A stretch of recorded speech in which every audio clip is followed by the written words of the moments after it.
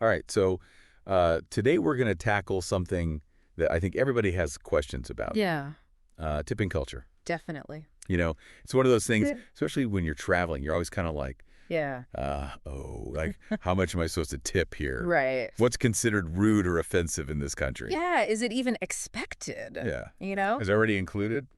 I don't know. It's one of those things that you can really stress about. It can be a Like, real let it. head scratcher, for Yeah, sure. yeah. So you've provided us with a ton of research Hmm. on this topic of tipping history. Yeah. Global perspectives of tipping. And so we're really going to take a deep dive here Mhm. and try to figure out the whys, the whens, and the how muches. Yeah, how much is You it? have this global custom. You know what I think is so interesting is that, like, Yeah. tipping wasn't always about, rewarding good service at a restaurant or, what. Right. It actually started centuries ago Oh, wow. in medieval Europe Okay. as these things called veils. Veils. Yeah. That sounds like something out of like I know. a Shakespearean play or something. Why? Veils. Yeah, it's basically it was like guests would give small sums of money Okay. to servants in like aristocratic households. Gotcha. But it wasn't just a simple thank you. I feel like there's a deeper story here. Oh, absolutely. Yeah. It was all about status Okay. and, kind of the wealthy flexing Okay. and reinforcing that whole social hierarchy. Interesting. That- Yeah. well, So back then, it wasn't about like acknowledging good service. Hmm. It was more about like No. the power dynamic It was about power Yeah. between between the wealthy and Luffy. those who serve them. Yeah, it's like, look at me. I can afford to just like throw money around, Yeah, you know? It's like a medieval flex. Totally. Yeah. A medieval flex. Okay. And it's so interesting to see how that, How did this medieval flex yeah. make its way over to the United States? Well, it came over in the 19th century Right. with wealthy Americans who had traveled to Europe, Okay. observed the custom, Right. and brought it back with Yeah, them. gotcha. But in the U.S., Yeah. tipping took kind of a dark turn Ow. after the Civil War. Okay. And, businesses, especially in the South, Hmm. used it as a way to avoid paying formerly enslaved Black workers Wow. a fair wage. So tipping in the U.S. became a way to exploit workers, Yes. particularly Black workers, Totally, yes. by shifting the burden of paying them onto customers. Yeah. It's a very complicated and Yeah. ethically challenging part Ah. of tipping history in the U.S. Yeah, that definitely adds a whole other layer Yeah. to the tipping debate. It really does. Yeah. Yeah. So, okay. So the U.S. isn't the only country Right. with a tipping culture, but it sounds like the expectations and the reasons behind them are very different, quite different Yeah. around the world. Different parts of the world.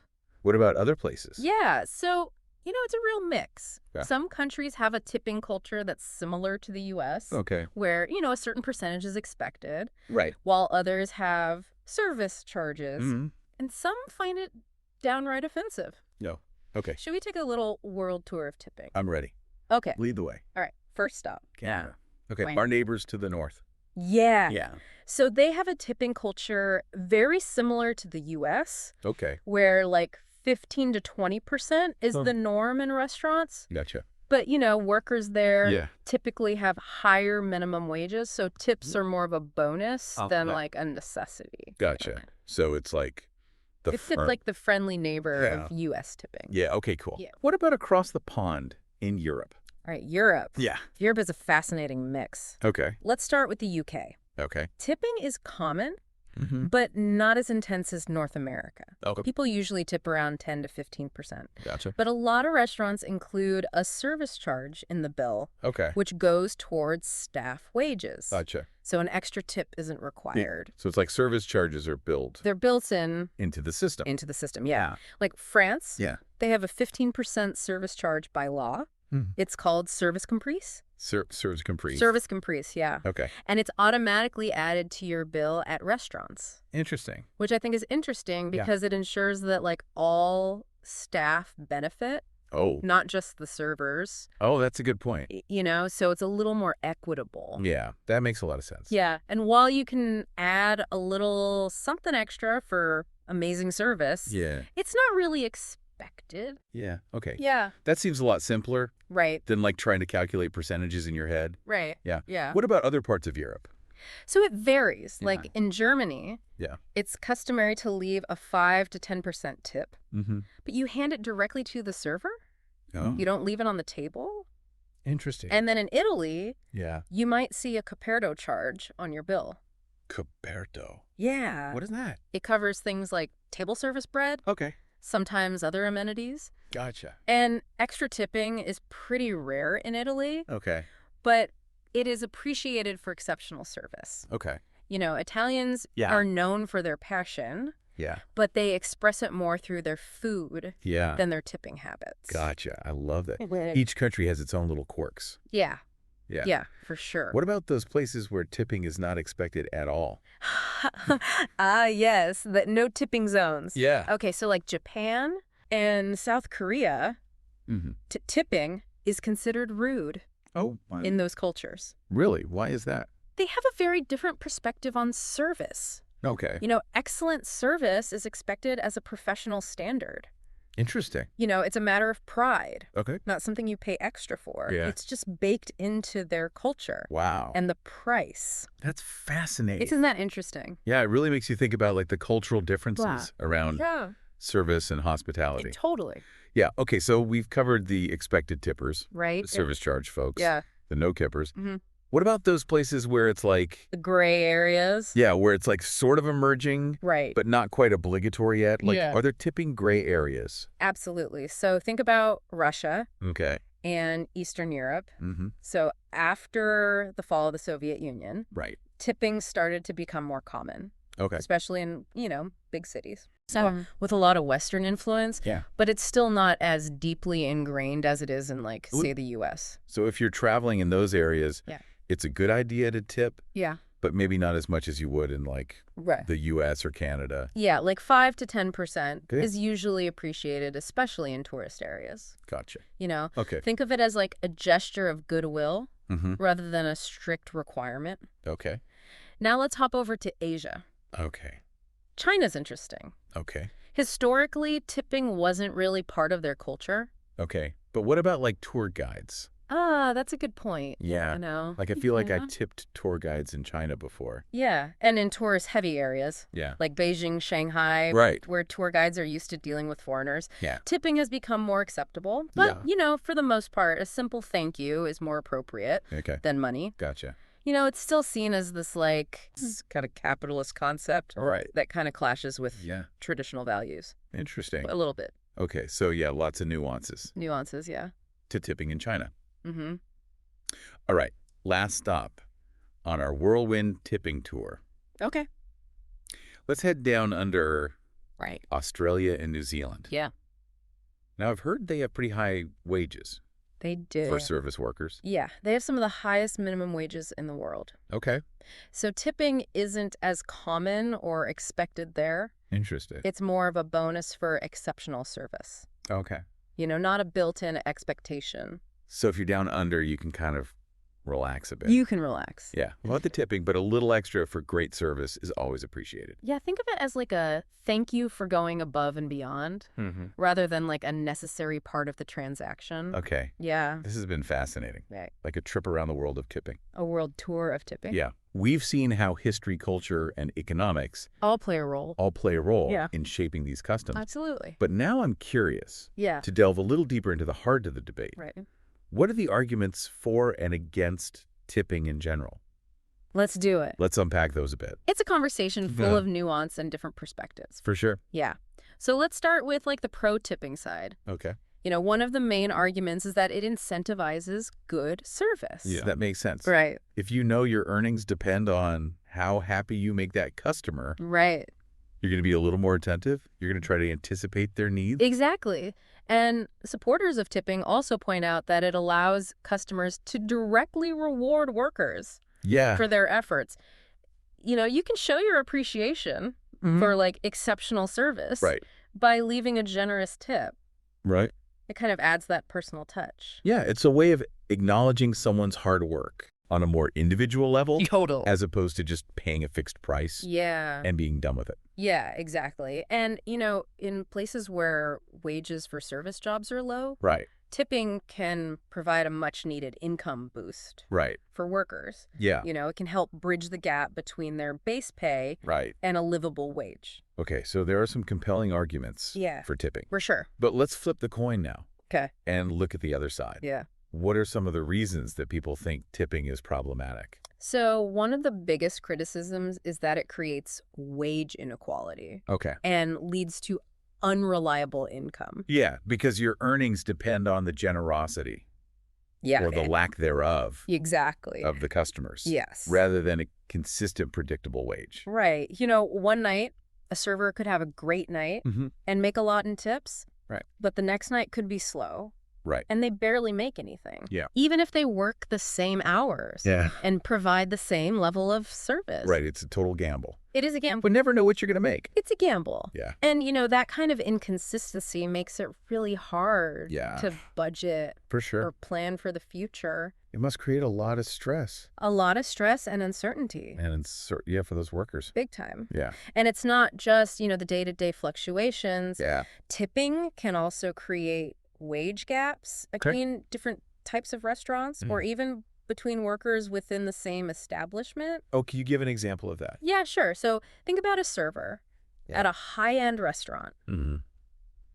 in a wealthy area. Okay. They're likely to make significantly more in tips than a server at a diner Right. in a less affluent neighborhood, Right. even if they're both providing excellent service. Yeah, so like your ability to earn a good living Right. is tied to the whims of the market, the demographics of the neighborhood, rather than your own skills It's not a meritocracy. and work ethic. It's not, Wow. you know?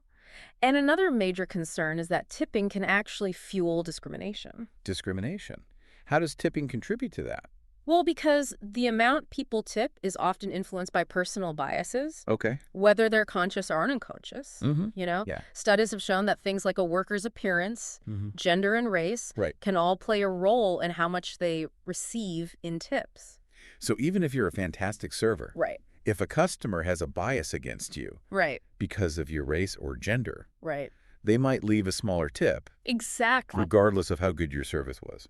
Sadly, yes. Wow. And it's not just about customers' biases either. Okay. The tipping system itself can be exploited by some businesses to justify paying their workers less. Okay. I'm intrigued. How does that work? Well, in the U.S., for instance, tipped workers can legally be paid far below the minimum wage because employers are allowed to factor in tips when calculating their wages. But as we've discussed, tips can be unpredictable and inconsistent. So these workers aren't always guaranteed a livable income, even with tips factored in. So in a way, the tipping system allows some employers to shift the responsibility of paying fair wages onto customers. Exactly. Puts pressure on customers to make up for the shortfall in wages that should be covered by the employer. Wow. And it creates this system where workers are dependent on the whims of customers rather than having a stable, predictable income. This is giving me a lot to think about. Okay. Tipping is clearly a much more complex issue than I think most people realize. It's not just about rewarding good service. It's so much more than that. It's like interwoven with economics, social norms, power dynamics. Power dynamics, for sure. And even like ethical considerations. Absolutely. Yeah. As we navigate the 21st century, these conversations about tipping and its impact on workers, businesses and society as a whole are becoming even more crucial. Absolutely. So as we kind of wrap up our exploration of tipping around the world, I want to shift gears a bit. And I want to do a little thought experiment. All right, let's do it. What would a world without tipping look like? Ooh, that's a good question. What are the potential benefits and challenges of moving away from this system that's so deeply ingrained in so many cultures? I mean, imagine, dining out and not having to worry about calculating a tip. The price you see on the menu is the price you pay. It sounds very appealing in its simplicity. But wouldn't service quality suffer? That's the question, isn't it? If workers weren't incentivized by those tips. Yeah, it's a valid concern. but not necessarily a guaranteed outcome. Okay. Think about countries like Japan or Denmark, where tipping is rare or non-existent. Yeah. They're known for their excellent service. That's true. Their service culture is driven by professionalism and a strong work ethic, not the promise of extra money. Okay, but those cultures are quite different from like the U.S., where tipping is so deeply embedded. Yeah. Do you think a no-tipping model could actually work here?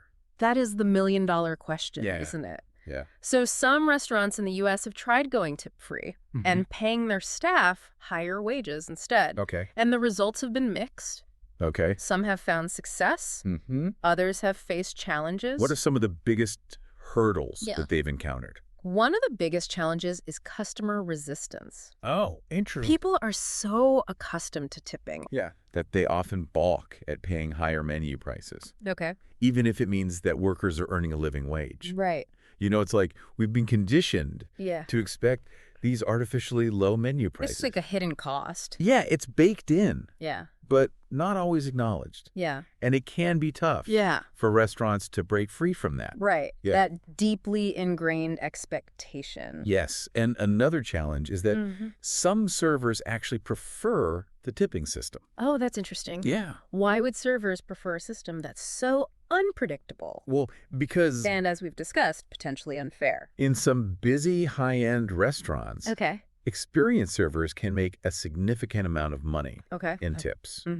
So for them, moving to a no-tipping policy with fixed wages could potentially mean a pay cut. So there's a potential for like tension absolutely. and disagreement among the staff. With some wanting the stability of higher base wages and others preferring the potential windfall of the tipping system. Exactly. And that's hard to navigate. Yeah, that sounds like a really tricky situation to navigate. There's no easy answer. Right. No one-size-fits-all solution. But the fact that these conversations are happening, that restaurants are experimenting with different models, is a positive sign. Yeah, it shows that people are starting to question the status quo and look for ways to create a fairer, more sustainable system. Exactly. For both workers and businesses. Yeah. So stepping back from like the practicalities, what are some of the ethical implications of moving away from tipping? That's a big one. We talked about the potential benefits for workers. Right. But what about the impact on businesses? And customers? Yeah. That's a crucial part of the discussion. Yeah. One key consideration is how to adjust menu prices. To reflect the true cost of labor. Right. Ensuring that workers are paid a fair wage while keeping prices competitive. Yeah, it's a delicate balancing act. It is a very delicate balancing act. If you raise prices too high, you risk alienating customers. Right. But if you keep them too low, you're not adequately compensating your staff. Exactly. And it requires transparency from restaurants about how they're using the extra revenue generated by those higher prices. Right. Customers need to see that money is going. Yeah. They want to know where their money's going. Or it's paying workers a living wage. Right. Not just padding the restaurant's profits. Exactly. Otherwise, there's going to be skepticism and distrust. Totally. People need to feel confident that the system is fair. Right. That their money's being used ethically. Yes. Communication and trust are paramount in making a no-tipping policy successful. Yeah. It can't just be a sudden switch with no explanation. Right. There needs to be a clear rationale. Yeah. Provided to customers. Right. Helping them understand why prices are higher and how it benefits the people who make their dining experience possible. It's about shifting mindsets and expectations. Totally. Which is never easy. Never easy. What about the impact on the dining experience itself? Do you think service would change in a no-tipping environment? That's a question that sparks a lot of debate. I bet. Doesn't it? Yeah. Some people worry that service would become less personalized. Okay. Because workers wouldn't have that same incentive to go above and beyond for individual customers. Yeah, if you're not directly tied to each customer's satisfaction, you might not put in as much effort. Right. If your earnings aren't tied to it, why bother? Right. But isn't there also the possibility that a no-tipping policy could actually improve service in some ways? That is a possibility worth exploring. Okay. Some argue that eliminating tipping could foster a more collaborative and less transactional work environment. If everyone on staff is working together to provide a great experience for all customers rather than competing for individual tips, it could lead to a more team-oriented atmosphere. Right. And that could then translate into like a more consistent and enjoyable dining experience. Potentially, yes. Yeah. For everyone involved. Yeah. But ultimately, it's impossible to predict with certainty how service would be impacted. For sure. In a no-tipping world. Yeah. It would depend on so many factors. Right. The restaurant's culture, management style, the training and support provided to staff. Right. And how well customers adapt to the new system. So there are potential benefits and drawbacks to both tipping and no-tipping policies. I think that's the takeaway here. It's not a simple equation. It's a complex. Yeah, with an easy answer. Yeah. Each system has its own advantages and disadvantages. Right. And, finding the right approach likely involves considering the specific context, the values and goals of the restaurant and the community it serves. For sure. I feel like we've just scratched the surface of this whole tipping thing. Yeah, it's really fascinating. It really is. How such a seemingly simple act, like leaving a couple bucks on the table, can be so deeply intertwined with, cultural norms and economic structures. It's really about more than just money. It is way more than just money. Yeah, it even ties into our own personal biases, which is something we should all be thinking about. Absolutely. And, it really highlights the importance of being informed and culturally sensitive, especially when we travel. Especially when you're traveling, What might be considered a generous gesture in one country? Right. Could be seen as rude or insulting in another. Yeah, and we've definitely learned about that today. I have. It's a good reminder to do your research before you travel. Familiarize yourself with those local customs. Absolutely. Yeah. And even within the U.S., right. Tipping customs can vary. Yeah. Depending on the region. Of course. And the type of establishment. Yeah. A 20% tip might be standard in a fancy restaurant in New York City. Right. But it could be considered excessive. Totally. In a small town diner. Yeah. When in doubt, it's always a good idea to ask. Yeah. Or observe what others are doing. Yeah, just be observant. Yeah. Look around. Exactly. Yeah. Clear communication is key, whether you're traveling abroad or just trying to figure out the tipping norms in your own city. In your own backyard. Well, I think we've covered just about everything there is to know.